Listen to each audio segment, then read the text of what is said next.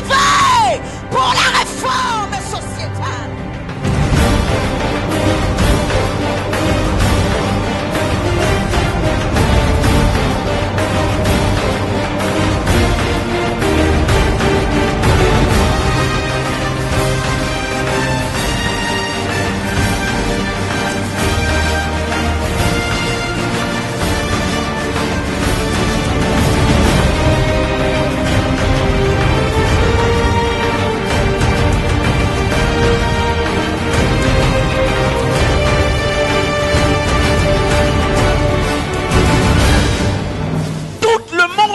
À Dieu, qui va le changer? C'est moi et toi.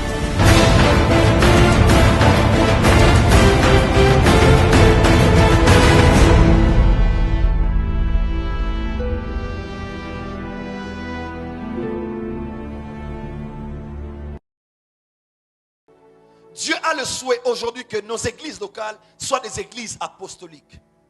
Non seulement, je ne parle pas en termes de dénomination, mais en termes d'idéologie, en termes de philosophie, en termes de vision.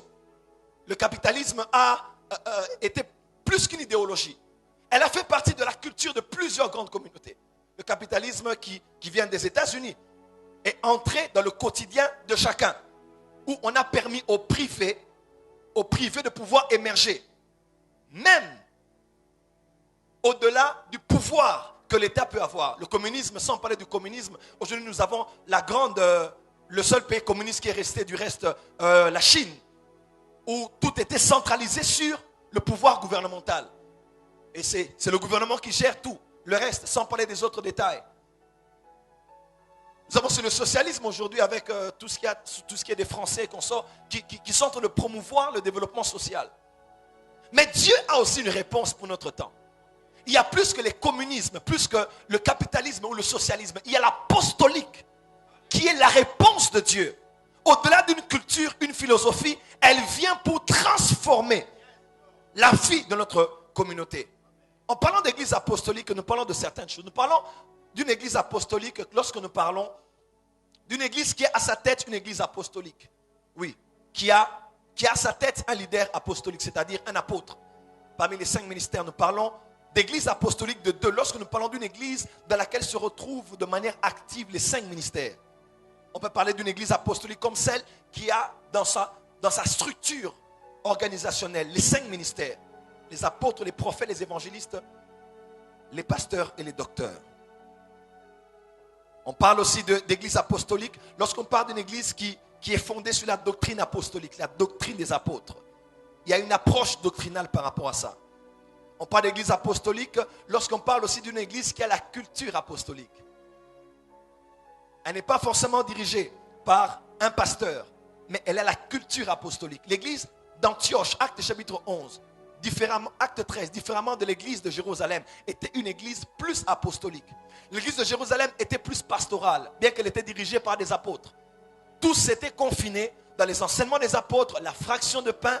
C'était la pastorale qui était exercée. On déposait les biens aux pieds des apôtres, on redistribuait à tout le monde. Il y avait une bonne redistribution des biens. Mais seulement la pensée de l'envoi, la pensée de la mission, la pensée de l'influence d'autres régions par l'évangile du royaume qu'ils avaient reçu pendant 40 jours était parti. Tous étaient dans la pastorale, mais ils avaient oublié l'apostolique. Et dans Acte 13, il n'y avait aucun pasteur, aucun apôtre même comme leader. Il y avait des docteurs et des prophètes, mais qui avaient la culture apostolique. Pendant qu'ils priaient et pendant l'ordination, ils ont prié et ils ont relâché Paul et Barnabas dans l'appel auquel ils étaient désignés par le Seigneur. Et gloire à Dieu parce que cette église est devenue un centre missionnaire. C'est par là que l'évangile a pu quitter le ghetto et partir un peu plus loin. Sinon, dans l'église de Jérusalem, après la persécution qu'il y a eu, voyez-vous, nous pouvons bien exercer notre ministère, notre office. Mais ce n'est pas parce qu'on est apôtre qu'on est forcément apostolique. Car plusieurs en tant qu'apôtres se sont limités dans des titres, se sont limités dans des profils, se sont limités à bâtir des églises. Mais on n'est pas allé au-delà pour embrasser l'apostolique. Une église apostolique est une église aussi qui envoie, comme je l'ai dit. Apostolos, envoyé. Il m'a envoyé. Autant que le Père m'a envoyé, je vous envoie. L'Esprit de Dieu est l'Esprit apostolique. Jésus est apostolique. Il a été envoyé. Les apôtres ont été envoyés. Il y a une différence entre apôtres et missionnaires. Et cela, vous le savez. Parce que, en général, lorsque nous avons bougé la structure apostolique, nous avons mis à la place de missionnaires, à la place d'apôtres missionnaires. Et tout apôtre est missionnaire. Mais tout missionnaire n'est pas apôtre. Parce qu'un missionnaire peut être envoyé par une organisation. Mais un apôtre est envoyé par Dieu. D'abord, un missionnaire fera rapport à son organisation. Mais un apôtre ira au-delà de la structure qu'il a envoyée. Il va faire des rapports à Dieu au dernier jour. Un évangéliste peut être missionnaire. Même un pasteur peut être missionnaire. Mais l'apostolique est totalement autre chose. Et dans la pensée de Dieu, par rapport à l'apostolique, il est important de comprendre qui est un apôtre. L'apôtre Patrick Isaac en parlera tout à l'heure, mais j'aimerais dire juste deux choses pour nous permettre d'avoir une nouvelle perspective de ce qu'est un apôtre, que vous savez déjà. L'apôtre apostolos, comme vous le savez, c'est celui qui est envoyé. C'est celui que l'on envoie pour représenter une autorité donnée. C'est celui qui est envoyé.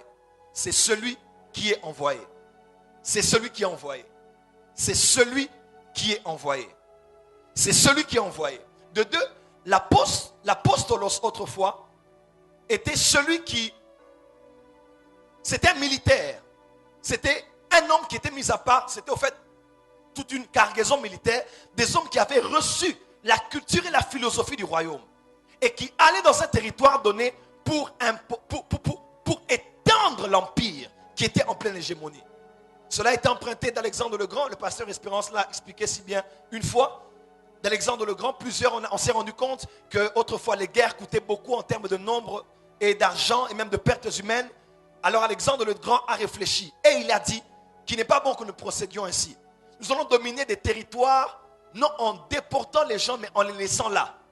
Mais en emmenant notre culture et notre gouvernement sur ce territoire. Et ceux qui étaient envoyés comme des colons pour aller imposer non seulement militairement, mais aussi idéologiquement, c'était des apostolos. Et il semblerait même que les apostolos ils étaient seulement ceux qui avaient la capacité de voir l'empereur avant d'être envoyés. Ils étaient presque les seuls. Il semblerait que cela a été le cas. Et je bénis Dieu parce que lorsque Matthias devait être remplacé, on cherchait qui parmi les 12 ou parmi ceux qui étaient là avait vu le Seigneur. Car on ne peut pas être apôtre tant qu'on n'a pas vu Christ. Tant qu'on n'a pas vu le roi. Tant qu'on ne l'a pas vu lui. Et c'est les apostolos que l'on envoyait. Lorsqu'ils allaient, qu'il y avait de la résistance, ils faisaient exactement ce que Christ a dit. Lorsqu'il y aura la résistance, chassez les démons. Ressuscitez les morts. Guérissez les malades. Et dites-leur, le royaume des cieux est venu vers vous.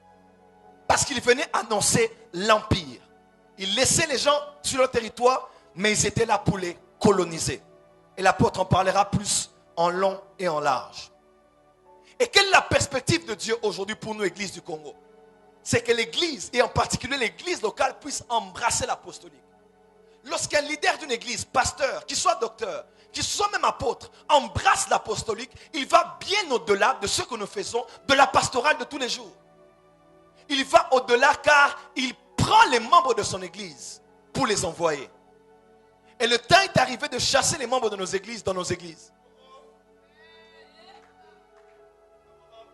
Et je vous informe que le maître qui a dit que je bâtirai mon église sera prêt, que vous le vouliez ou pas, à détruire des structures ecclésiastiques. Je parle comme prophète. Si nous continuons à maintenir les membres sur notre leadership en les poussant uniquement à obéir à notre vision et à notre appel. Certes, ils sont autour de nous sous une vision. Mais ne vous en faites pas. Chaque membre de l'église a aussi sa vision. Chaque membre de l'église a aussi son ministère. Nous sommes pour le perfectionnement des saints en vue de l'œuvre du ministère. Et le ministère, ce n'est pas qu'être protocole. Ce n'est pas qu'être chantre. Ce n'est pas qu'être ministre au niveau des enfants. Mais le fait d'être avocat, c'est aussi un ministère.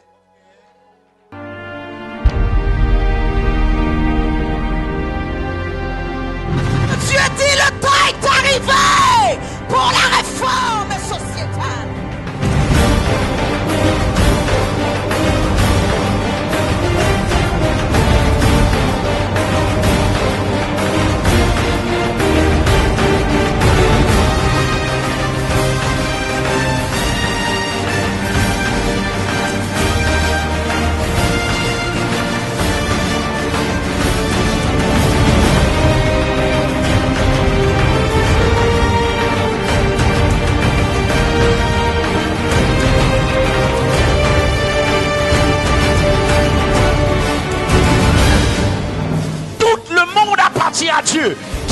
changer, c'est moi et toi.